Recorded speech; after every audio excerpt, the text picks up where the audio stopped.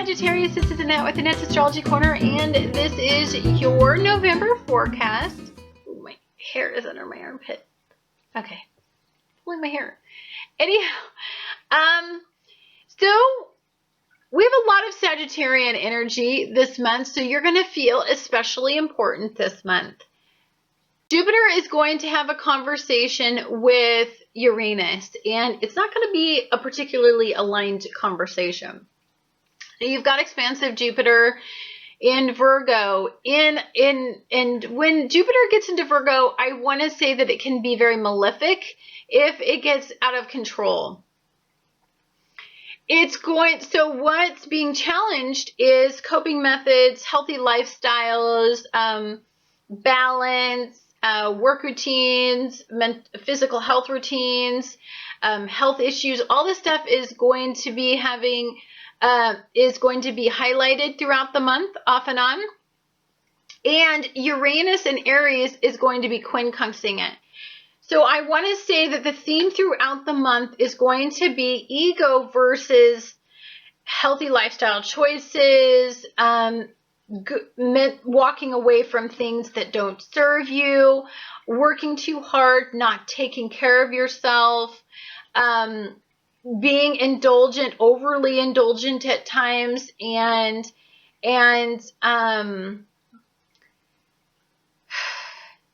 being overly optimistic and not paying attention to detail. You're going to have a conversation with yourself on and off this month about all of that. Now, having said all that, the rest of the month, sweet energy, sweet, beautiful, delicious, yummy energy. It's not to say that we're not going to be processing and working through things, and every time Jupiter is challenging Uranus, it's going to be like, oh, am I doing the right thing? That's a conservative approach, and keeping all my mental well-being and my physical well-being and my work routine and all those things in line with a realistic approach on these things. And so here's what I want to say. It's almost like we've got pleasure, pleasure, pleasure, sextiles, we're feeling good, and then it's like, but hold up.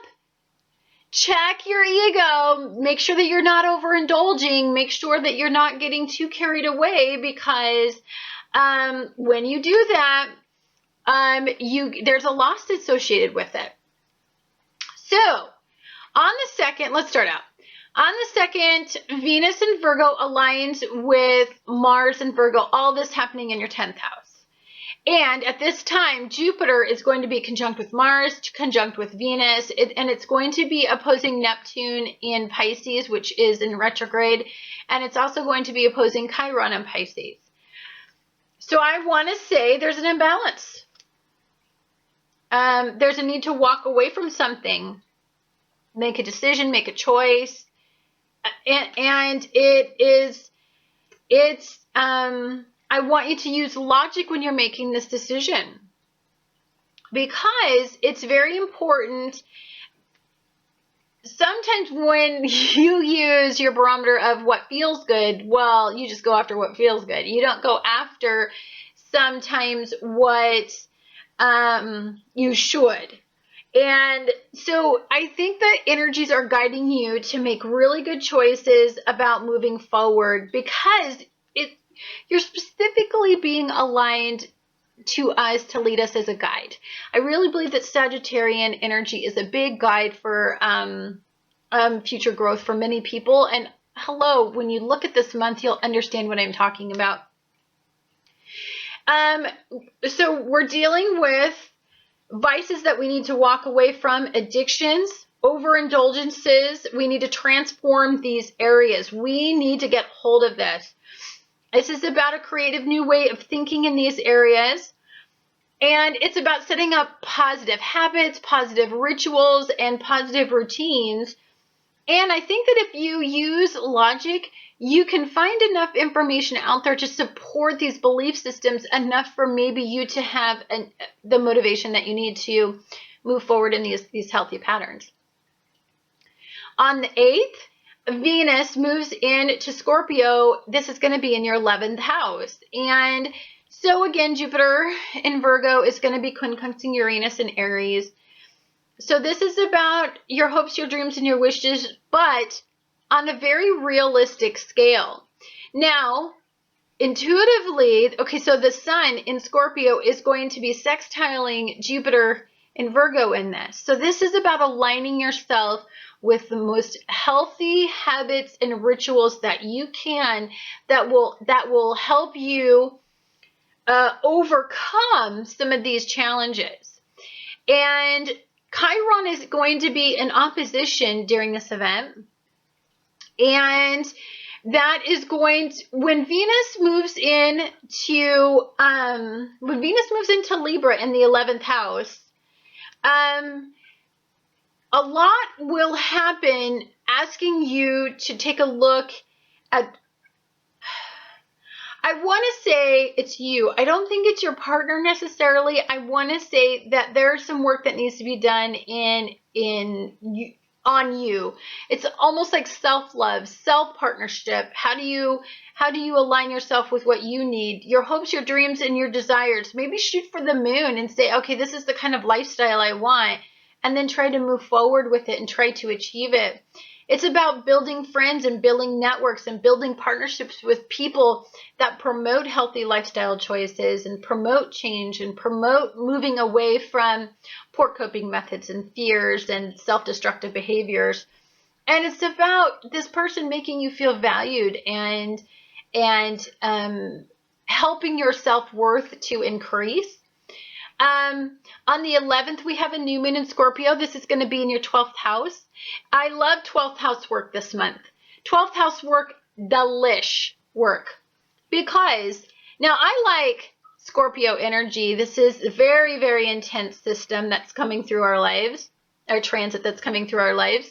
Jupiter in Virgo is going to be sextiling this new moon, and it's going to be sextiling Mercury and Scorpio. So Mercury and the new moon are going to be conjunct, working all together. So this is a lot of passion. This is a lot of transformation. This is rebirth, regeneration. This is being ambitious. This is being creative. This is preparing for a big, big change, a new way of thinking. And you are at the point of making a big decision about taking on this challenge and accepting this challenge in your life. And it's about releasing you from the shackles of your unconscious realms and moving forward in healthy new thought processes. For the most part, this is about broadening your perspective and opening up your mind to new possibilities and new outcomes. And so you're going to go through a bit of a transformation. And this is about Chiron during the new moon, going in and healing what's being revealed to you, what's coming out of all of this. Mercury in Scorpio is about secrets. It's about maybe things that you keep from yourself, that you have to think through, and become really real with yourself about what this all means. On the 12th, Mars moves into Libra. This is all happening in your 11th house. And again, this is asking you those tough questions about what do you want from partnerships? What do you feel passionate about? Who do you feel passionate about? Are you confused about who you feel passionate about? Who is going to provide you with the best outcome? And it's about possibly leaving something behind to get what you think, what you know that you deserve. And Mercury and the Sun during this event are still, sextiling Jupiter and pouring a lot of positivity and a lot of passion, desire, and heart, deep soul into making a new outcome in this situation. It's about generating really healthy friendships that are supportive. And it could be about going to counseling. It could be about going to treatment and dealing with some of these vices in a positive way. And this or joining an organization that provides you with a really healthy support system. Or creating an organization that provides people with support systems. Maybe something that you used to need in the past, you don't need anymore. It's about time to pay it forward and give it back. There's some energy I see in that. On the 16th, the Sun in Scorpio aligns with Mercury in Scorpio. Again, 12th house work, deliciously sextiled by Mercury and the Sun. Mercury, the messenger, is aligning with what you want. So this, to me, when I see a water energy in Sun aligning with the messenger, this is water pouring in and purifying some of our thought processes and washing out old sabotage and self-defeating thoughts in there. It's like taking the tape that was playing a poor message in our brain and tape and recording a brand new one that's really positive. I see that. However, you're going to have to release your ego and all this, and you're going to have to listen to the messages, right? You're going to have to validate the sources where the information comes from. You know, you can argue for the sake, you can argue and you can avoid, but there's something asking you to transform, become something more, make decisions, move forward, and change is imminent, whether you want it or not. So the message is, you're being told the message in advance, whether or not you get on board with the message is always still going to be the message, and forward movement happens whether you want it to or not. Love this. This is my favorite energy. I always love talking about this. On the 18th, we have Neptune goes direct in Pisces. And I love this. This is about putting dreamy energy back. It's about new ideas, new concepts. It's about dreams and fantasy and illusion. Because sometimes that's what feeds hope. And it's nice that when we've had such a hopeless existence for such a long time, when we'd get a little hope and then it gets stomped, and we get a little hope and it would get stomped, and now it's like we're not getting our hope stomped, we're getting it, we're having so much energy pour into, let's put the hope back in our life, let's put the focus back in our life for something better. Love that's happening. And that at that time on the 18th, when Neptune goes direct, it's conjunct Chiron, in Pisces, which is the wounded healer. So it's about healing past wounds and deep 12th house stuff, releasing it all. It's about really honestly emptying out our attic and starting a net fresh and new, and not being bound to karmic bonds and lessons and outcomes and all the stuff we've been dealing with for years. And on the 20th, we have Mercury moves into Sagittarius. This is some more first house work. Again, you know, this is about aligning yourself with your intuition, with your gut instinct, with spirit, with what you deeply desire, right? And it really is, honestly, you may receive a message that comes from a source that is strange to you. Like maybe you don't validate messages coming from the universe or from a source, like a religious source, but this is spirit talking to you. And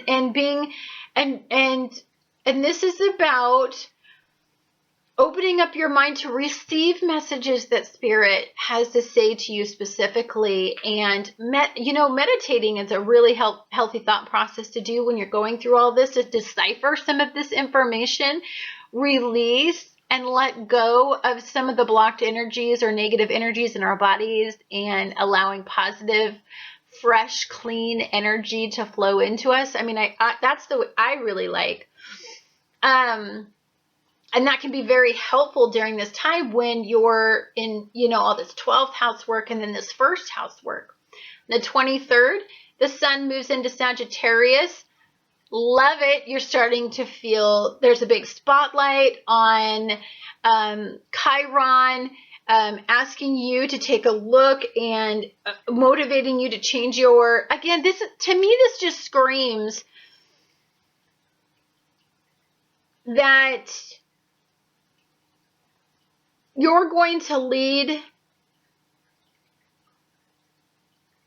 you're gonna lead people in a way that's going to make them want to change their outcome through positive methods. And you're the one that people look up to, like the light that they need to, you're the motivating factor in their life.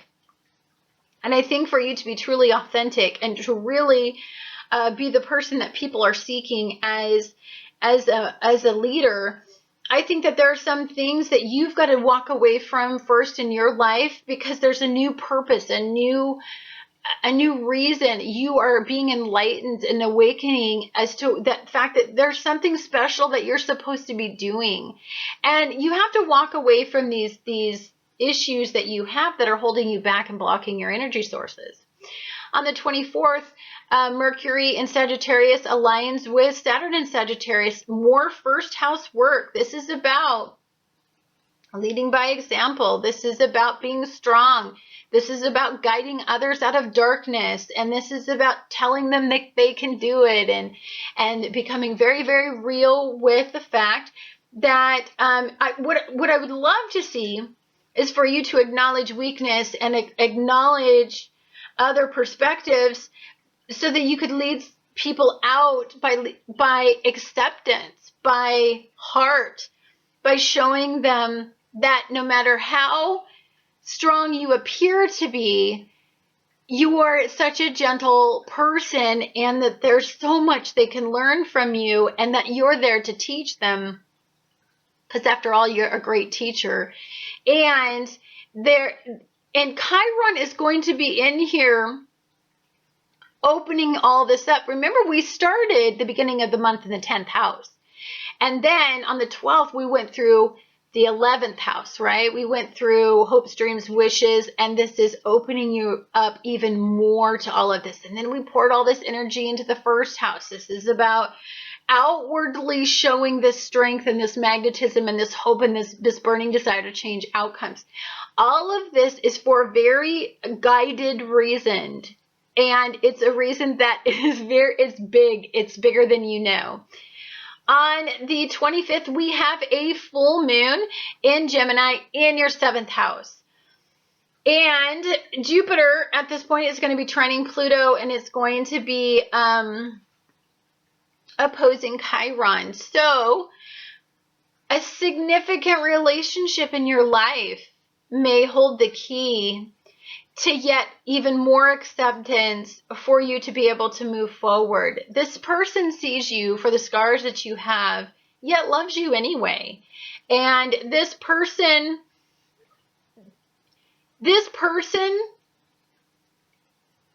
has their own power in the relationship. Like, they're not relying on you. It's not a codependent relationship. It's like you guys get together, and it's like you guys both lead by example, and you build each other up and you strengthen each other. You don't have to do all of this alone anymore. You don't have to walk this journey alone. You could reach out and have somebody by your side if you want to. It's completely up to you. The culminating factor in this is that we've had a lot of work in our 10th and 11th and our 12th house. And then it all went into our first house. So what do we want? Right? What do you want? It's at your fingertips. It's like Jupiter is saying, okay, I'll grant you your wish, but what do you want? It's figuring it out exactly what you want, because sometimes it's tough to ask yourself realistically that question, right? And when I say realistically, meaning you're absolutely sure of what you want. That can be very difficult when we have a lot of energy and water and mutable energy. Really, I think more will be revealed. This month is definitely a catalyst month for you, but it's not the month where I think you find all the answers. It's opening you up. It's broadening your perspectives in all of these areas. It's a new journey, and it's imminent change. To me, for some reason, I don't believe that you'll get the full message this month. There's more coming, I want to say. Anyhow, guys, thank you so much for watching Annette's Astrology Corner, and I look forward to talking to you guys again next month.